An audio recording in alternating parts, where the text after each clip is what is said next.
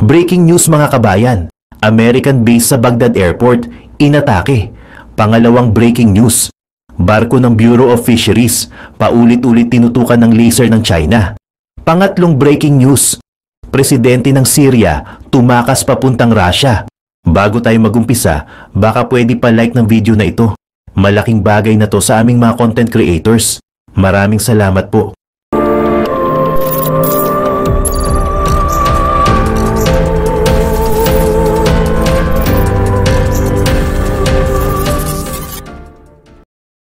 Isang unidentified Chinese vessel ang nag-struck sa isang barko ng Bureau of Fisheries and Aquatic Resources gamit ang isang high-intensity laser sa West Philippine Sea noong nakaraang linggo. Ayon sa isang government report, nangyari ang insidente pasado alas 8 ng gabi noong December 2 sa paligid ng Hasa-Hasa Shoal, isang feature na matatagpuan halos 111 km sa labas ng Palawan, habang ang BRP Datu Tamblot ay patungo sa Pag-asa Island. Sa loob ng 5 minuto, 6 na beses na ginamit ng Chinese ship ang laser sa BRP Datu Tamblot mula sa east direction ng shoal. Ang mga tripulante ng BRP Datu Matanam Taradapit na kasama ng BFAR ship ay nag-record sa nasabing insidente gamit ang night vision camera. Ang high-intensity laser ay sinasabing kulay pula, kahit na lumilitaw na ito ay violet sa mga larawan at sinasabing ito ay masakit sa mata. Wala pang pahayag ang Philippine Coast Guard hinggil sa insidente na naganap 2 araw bago nagsagawa ng aksyong pananalakay ang China Coast Guard sa 2 pinagtatalunang shoal. Ang CCG ay nag-sideswipe at nagpasabog ng water cannon nito sa BRP Datu Pagbuaya malapit sa Baho de Masinloc o Panatag Shoal noong December 4. Ayon sa PCG, sa 2 pag-atake na humigit kumulang 20 minuto ang pagitan, pinaputok ng Chinese vessel ang mga water cannon nito sa Pagbuaya, kung saan tinatarget nito ang navigation at communications equipment.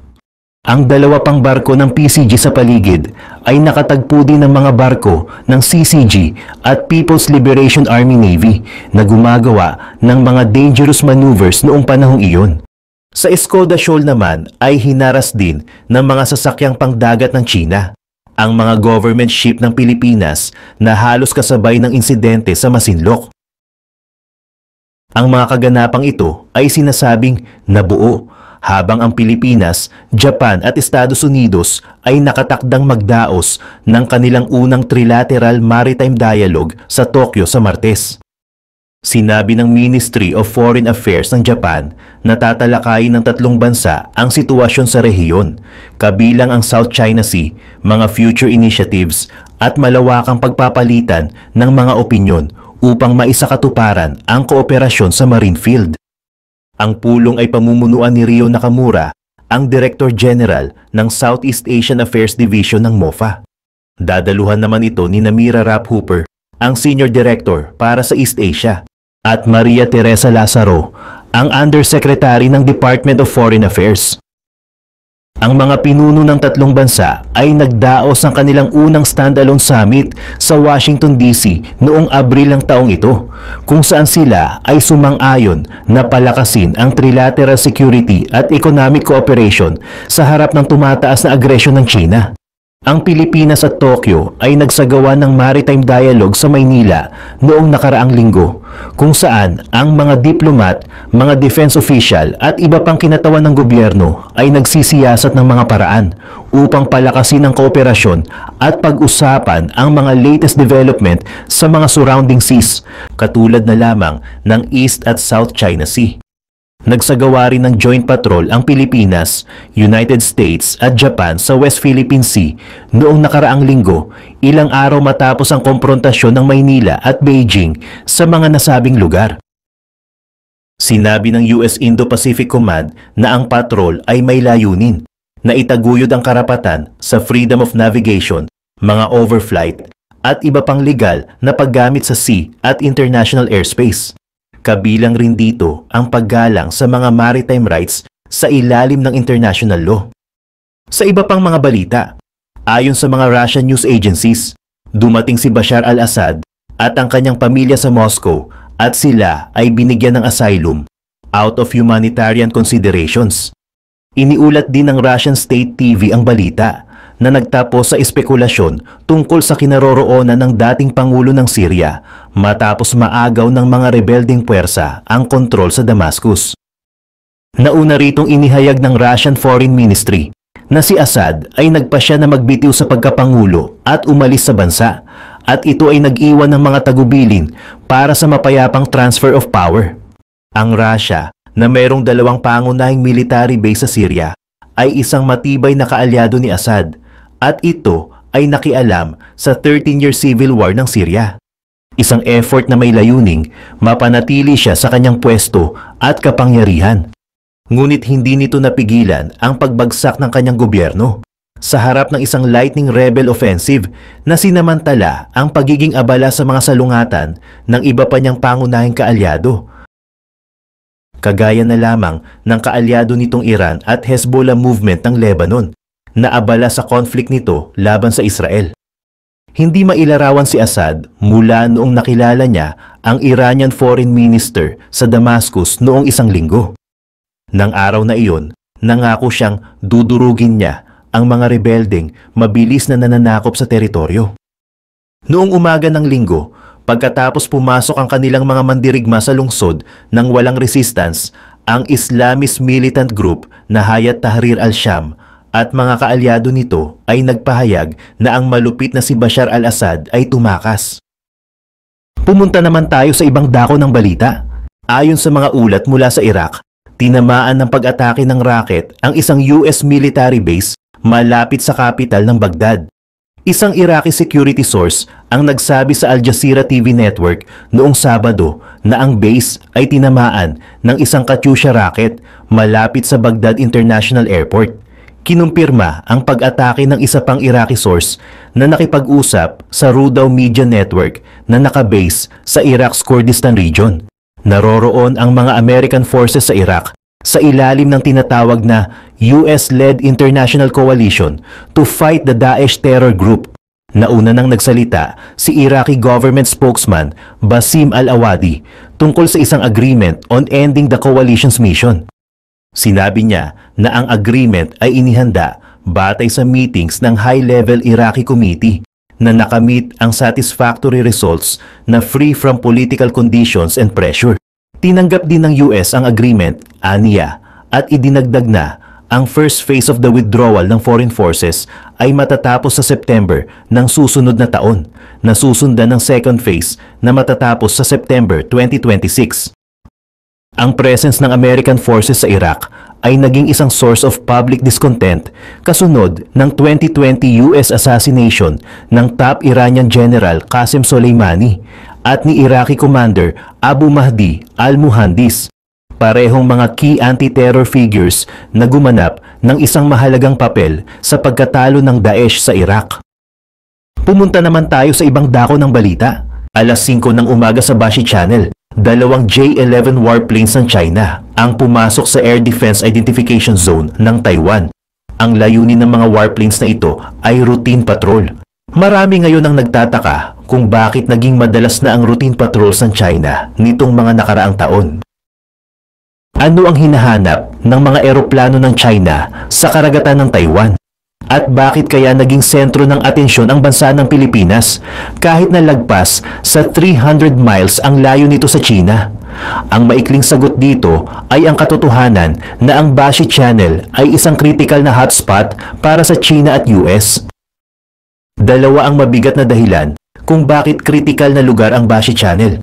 Una, kapag natuloy ang pananakop ng China sa Taiwan, magiging importanteng punto ng operasyon ang Bashi Channel. Pangalawa, importante ang Bashi Channel sa pagpapalakas ng maritime borders ng China. Maituturing rin na bottleneck ang Bashi Channel para sa kalakalang pandagat, at nandito rin sa channel ang mga underwater internet cables na nagkokonekta sa Southeast at South Asia sa North America at Japan. Kaya naman tinuturing ng mga eksperto na mahalaga ang Bashi Channel sa aspeto ng military strategy at geopolitics, kahit na hindi masyadong kilala ang lugar sa Indo-Pacific region. At pagdating sa importansyang stratehikal, halos kapantay na ng Bashi Channel ang Malacca at Taiwan Straits. Alamin natin ang buong detalye tungkol sa importansya ng Bashi Channel at kung paano ito posibleng makaapekto sa sigalot ng China at US. Napag-isipan na ng mga Chinese generals kung ano ang mga posibleng mangyari sa planong pananakop sa Taiwan.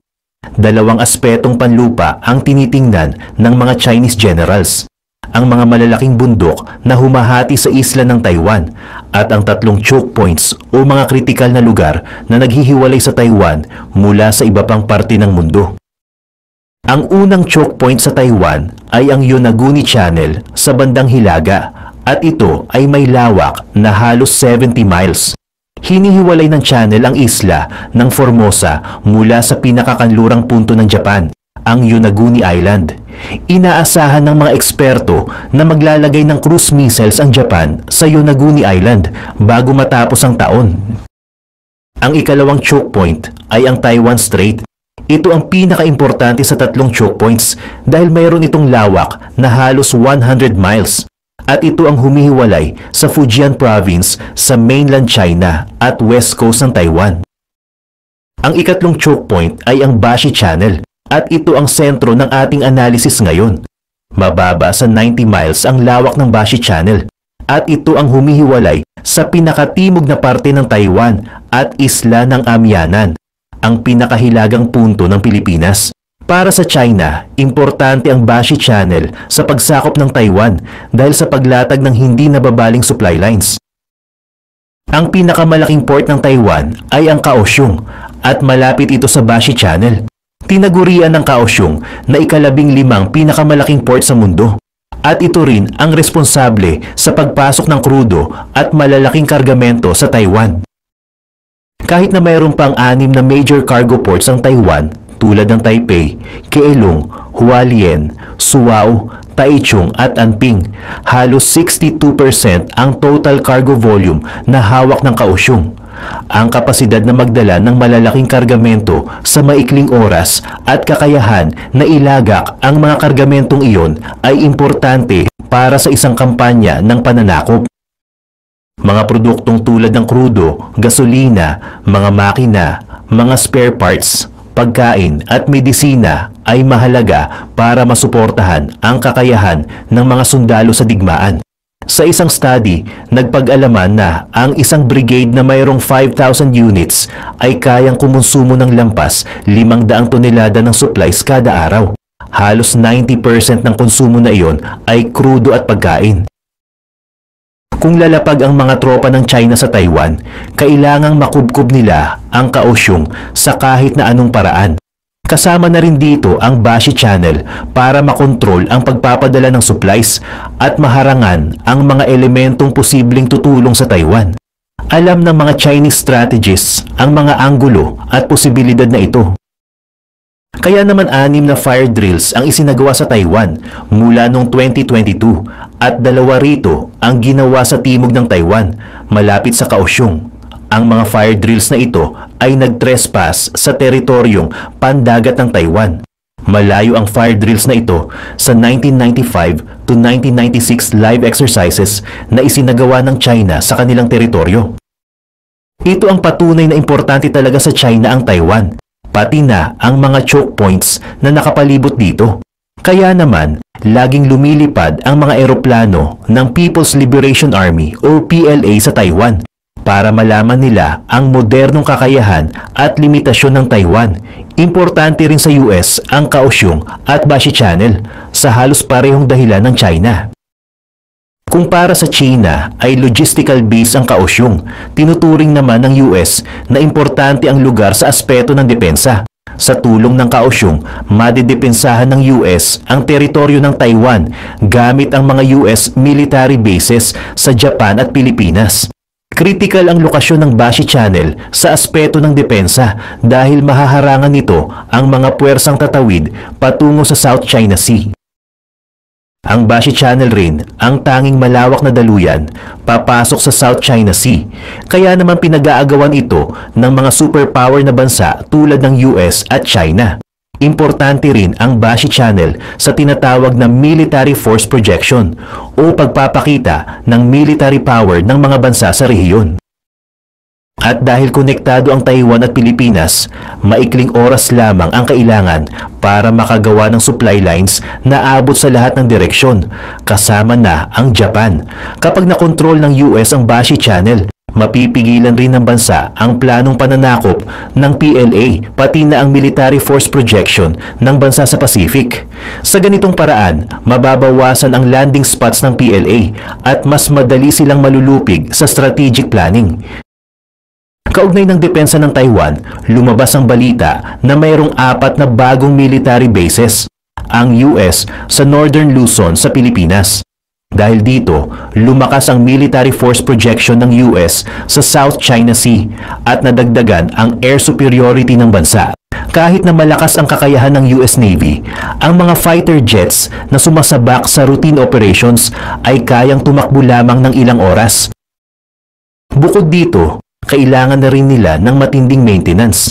Kaya malaking tulong talaga ang mga military bases dahil pwede silang maging landing areas at maintenance facilities na makakatulong sa air superiority ng US. Noong March 2023, na-deploy na ang mga F-22 fighter planes sa Pilipinas at nagkaroon rin ng live exercises kasama ang Philippine Air Force. Lalong tumatag ang air superiority ng US sa South China Sea at lumawak na rin ang distansyang kayang i-cover ng US. Nakatulong ang karagdagang military bases at air superiority para tapatan ang long-range bombers ng PLA Air Force. Kaya sa ngayon, ang teritoryo ng Pilipinas ay tinuturing na deterrence o pagpapabagal sa mga planong militar ng PLA. Para sa PLA, ang pagkakaroon ng military bases sa North Luzon ay nakakaalarma.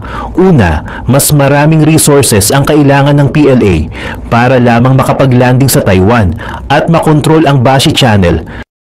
Pangalawa, ang lokasyon ng mga bases sa North Luzon ay kayang abutin ang mga syudad sa katimugang China na mayroon na lamang distansyang 600 miles mula sa mga bases.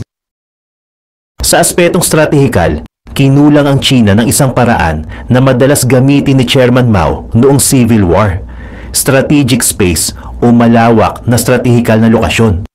Ang kawalan ng strategic space ay nakakaapekto sa pag-usad ng mga operasyon ng China dahil nakalantad ang bansa sa iba't ibang punto ng atake. Ang mga US military bases sa South Korea at Japan ay may distansyang mababa sa 600 miles mula sa major Chinese cities tulad ng Beijing at Shanghai. Noon, tinuturing ng mga Chinese strategists na isang malaking lawa ng China ang South China Sea. Pero dahil nagkaroon na ng mga malalapit na US military bases sa North Luzon, nabawasan ang strategic space ng China. Posible na ring maging military targets ang mga lugar ng Shenzhen, Hong Kong at Zhejiang. Ang malaking porsyento ng populasyon ng China ay nasa panganib dahil abot na sila sa distansya ng Tomahawk missile. Tumagilid na ang balanse ng kapangyarihan sa Pacific patungo na sa US at mga kaalyado nito. Nalagay rin sa alanganin ang maritime border security ng China dahil sa kawalan ng malaking access points sa karagatang Pacific. Ang unang isla na parte ng island chain strategy ng China ay naipit rin sa problemang stratehikal dahil mayroon lamang 6 na international water corridors na nakapalibot sa bansa. 4 sa mga islang ito ay malapit sa Nansei Shoto at ang natitirang 2 ay malapit sa katimugang Taiwan. 2 lang sa mga rutang ito ay mas malaki sa 50 miles, ang Miyako Channel at Bashi Channel.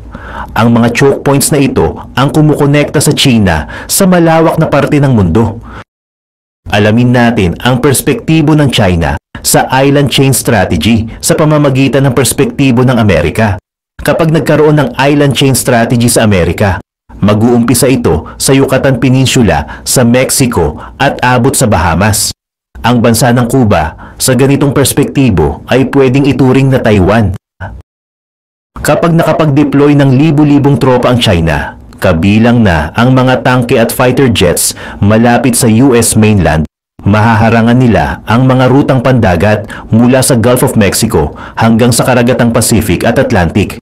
Ang huling insidenteng maihahalin tulad dito ay nangyari noong 1962, ang Cuban Missile Crisis, kung saan naging malapit sa mainland US ang mga missiles ng Soviet Union.